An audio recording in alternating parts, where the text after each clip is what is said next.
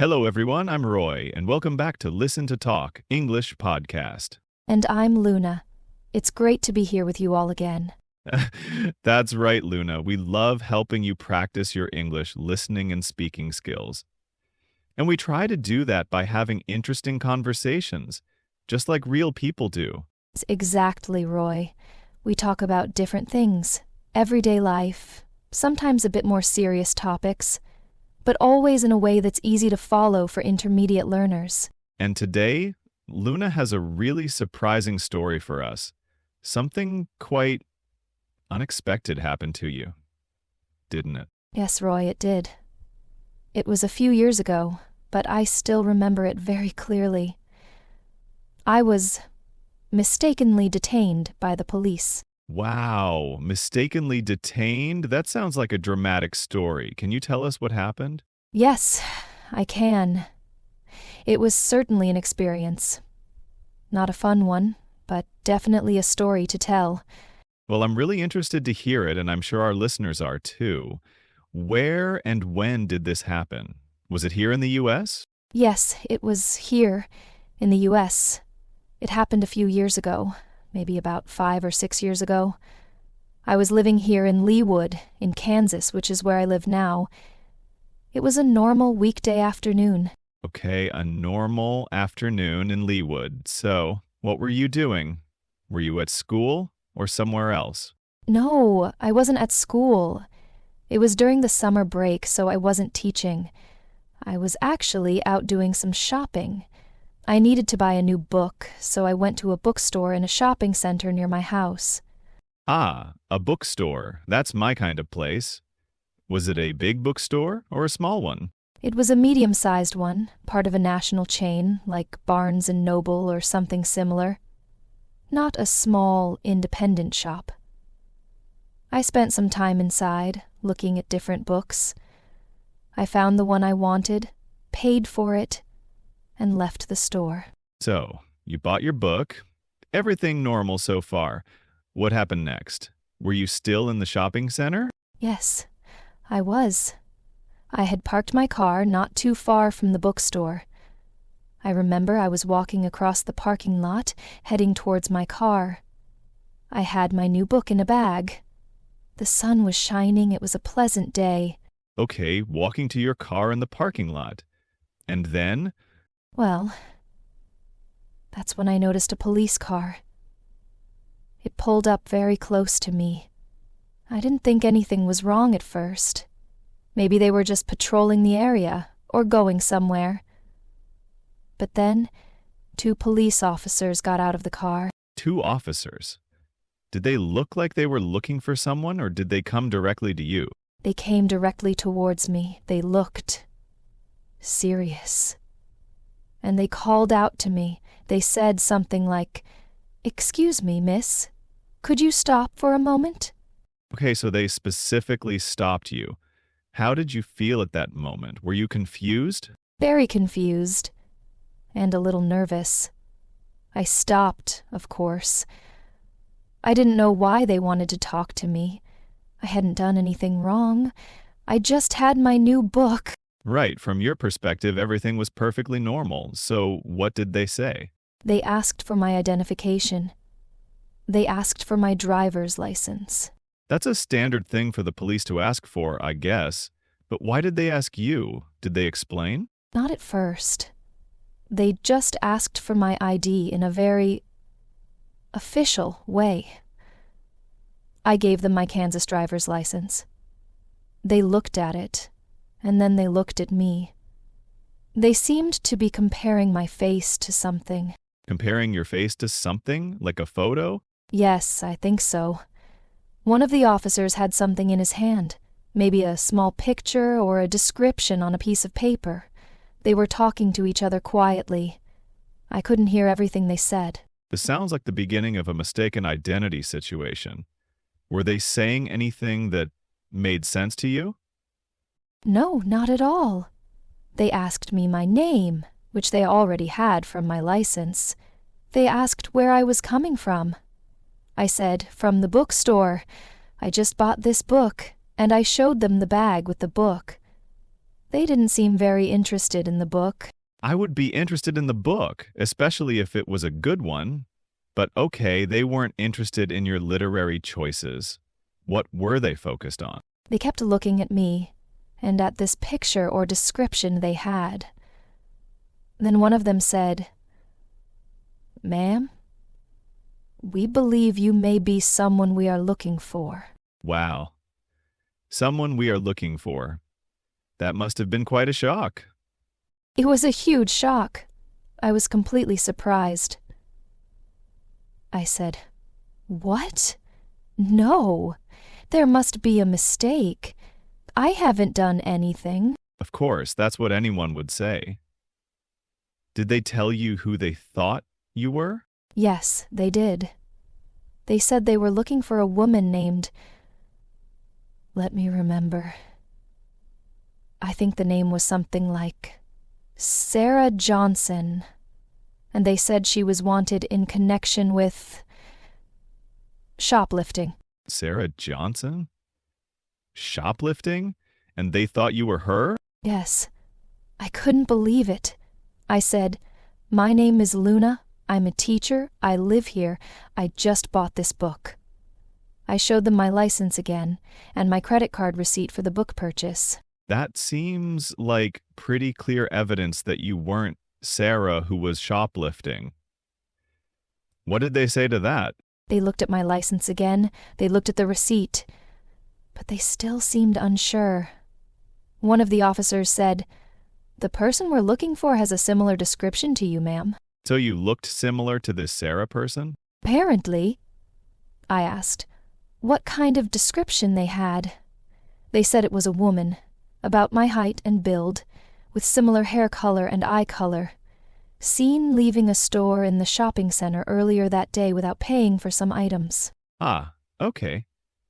So you fit the general description and were in the right place at the right time, or the wrong place at the wrong time, I guess. Exactly.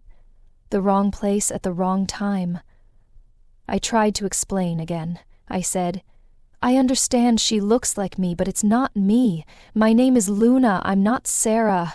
Were they listening to you, or did they seem determined that you were the person they were looking for? They were listening, but they were also very cautious, you could see. The officer said, "We need to be sure. We need to take you to the station to confirm your identity." Take you to the police station? Just based on a similar description? That seems quite serious for a mistake. It felt very serious at the time. I was quite scared. I had never been in trouble with the police, not even for a traffic ticket, and suddenly they wanted to take me to the station. I said, "Do I have to go? Can't we just fix this here?" What did they say? They were polite, but firm. They said, "We need to follow procedure. It won't take long to clear things up at the station once we confirm your identity properly." Follow procedure. Okay. So what happened then? Did they put you in the police car? Yes, they did. It was strange. One officer stayed with me, and the other officer got something from their car. They didn't put handcuffs on me, which I was thankful for, but they did ask me to sit in the back of the police car. Sitting in the back of a police car, that must have been a very strange feeling. It was very strange, and a little bit frightening, honestly. Even though I knew I hadn't done anything wrong, the situation felt very real and serious. I was thinking, how is this happening? This is like something from a movie. I can imagine. So, they took you to the police station in Leawood? Yes, to the local police station. It wasn't far from the shopping center. When we got there, they took me inside. What was it like inside the police station? Was it busy? It was quiet when we arrived. They took me to a room. It wasn't a jail cell or anything like that, but it was a small room with a table and chairs. One of the officers stayed with me. And what did they do there to confirm your identity? Well, they took my driver's license again, and they went to speak to someone else. I waited in the room for some time. It felt like a long time, but maybe it was only 20 or 30 minutes. I was just sitting there, feeling anxious. Waiting is often the hardest part in situations like that. Were you able to call anyone? I didn't think to ask if I could call anyone at first. I was just trying to understand what was happening. But eventually the first officer came back with another officer, maybe a supervisor. They had my license and some papers. The supervisor. What did they say? The supervisor looked at me, and then at the papers. He said, "We sincerely apologized. There has been a mistake. You are not the person we were looking for." Ah, finally. Relief, I imagine. What did it feel like to hear that? Oh, it was a huge relief. It felt like a heavy weight was lifted. I almost wanted to cry, but I was just so happy that the mistake was found. So, they confirmed that you were indeed Luna, the teacher from Leawood, not Sarah, the suspected shoplifter. How did they explain the mistake? The supervisor explained that the woman they were looking for, Sarah Johnson, looked very similar to me, and she had been seen in the same shopping center.